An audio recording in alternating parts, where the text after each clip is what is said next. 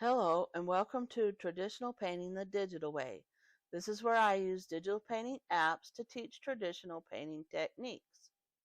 In this series, we're going to be looking at Chiaroscuro, and what that is paintings with very strong light and dark contrasts.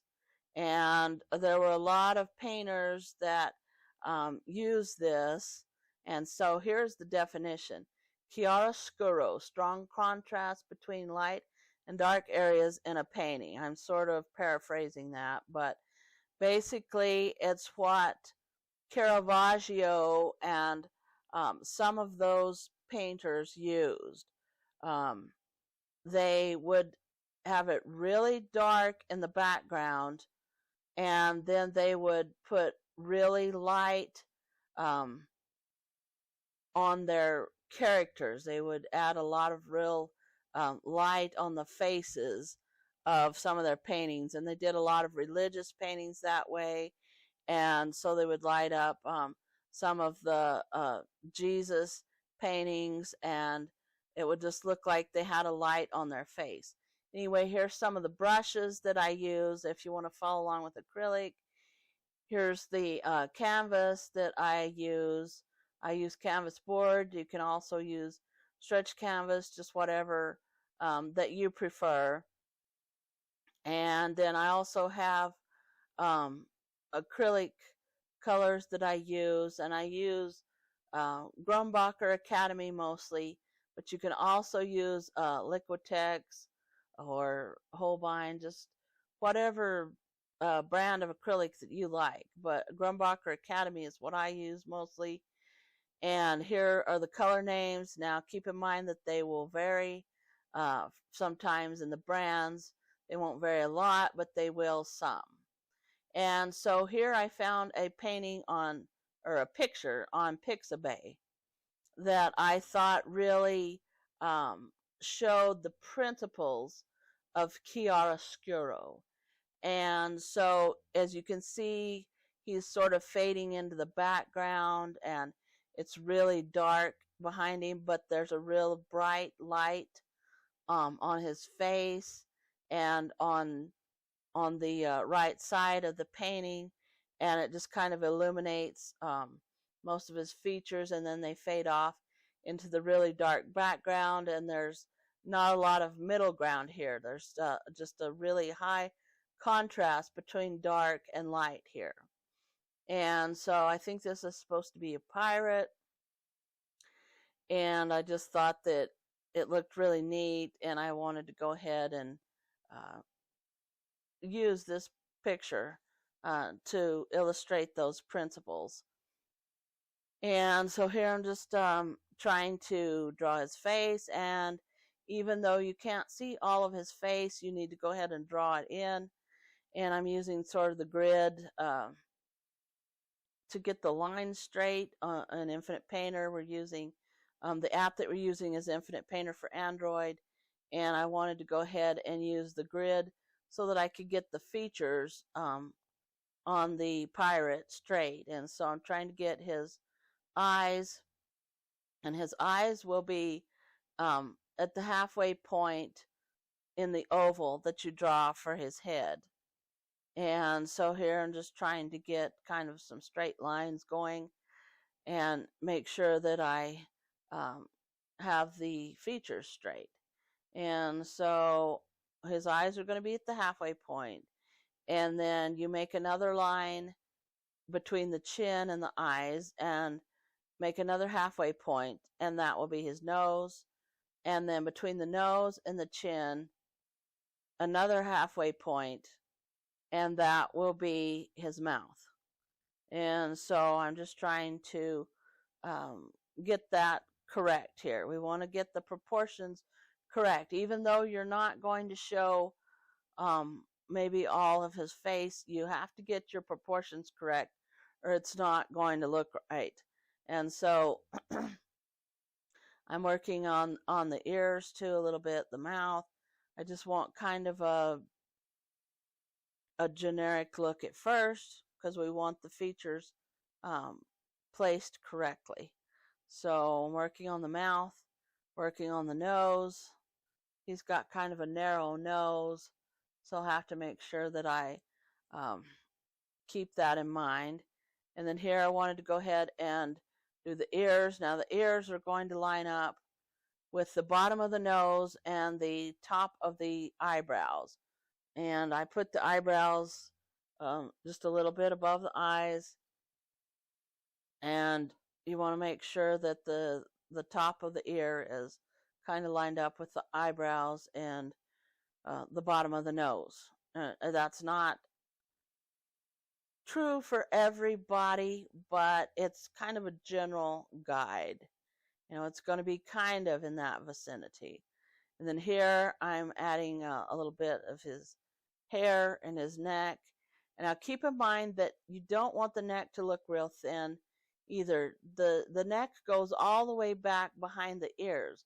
So kind of draw the neck all the way from back behind the ears so that you don't get a thin pencil looking neck. A lot of people make that mistake, and then their character looks like a giraffe or something, and you don't want to do that. That's not accurate. That makes it look really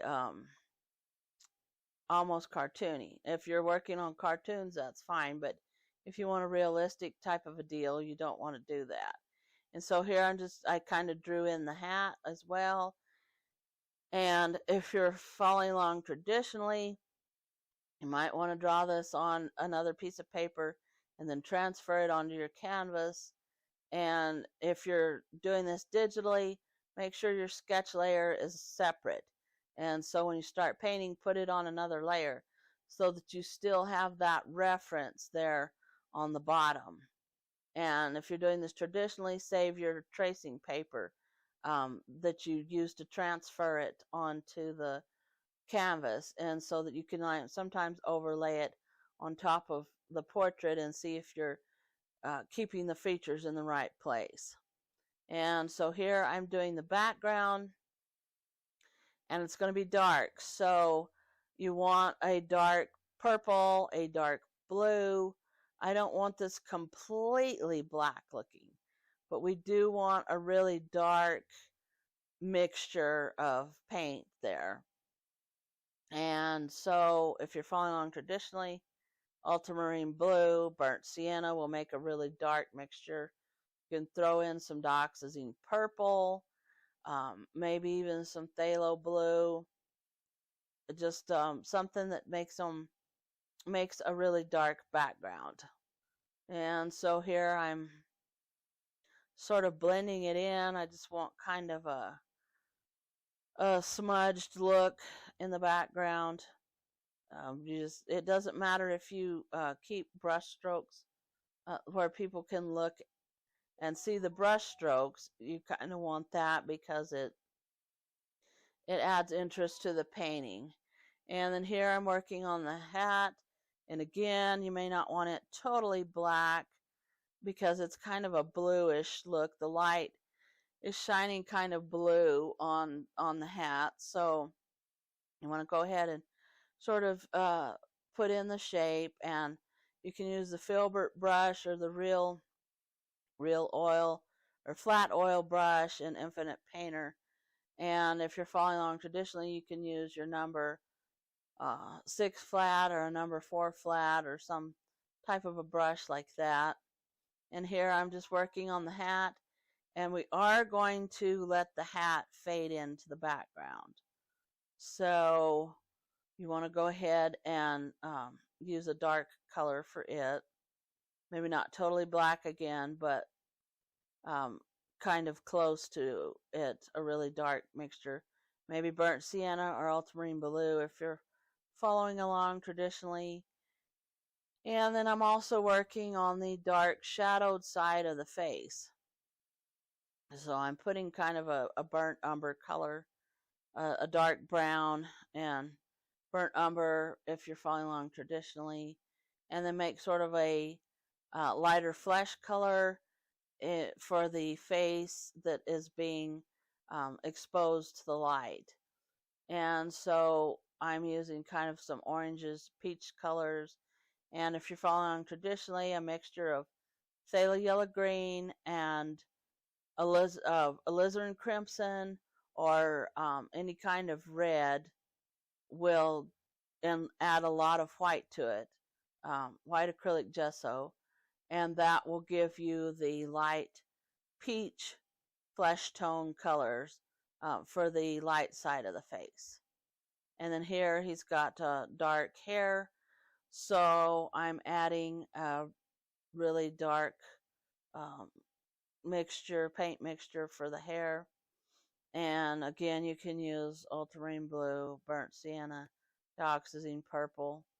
You just want not a flat black, because pure black just kind of makes things look flat. So you want to add a little color. You can just take black and throw blue in it or purple, and that will add a little color.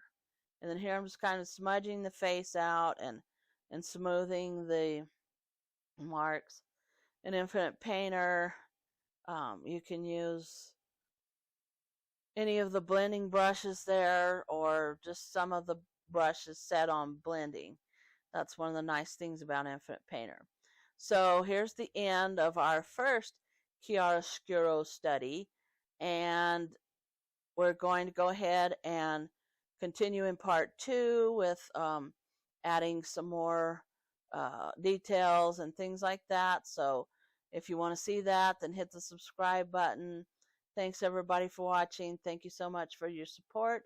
If you have any questions, just leave them in the comments down below, and I will catch you later.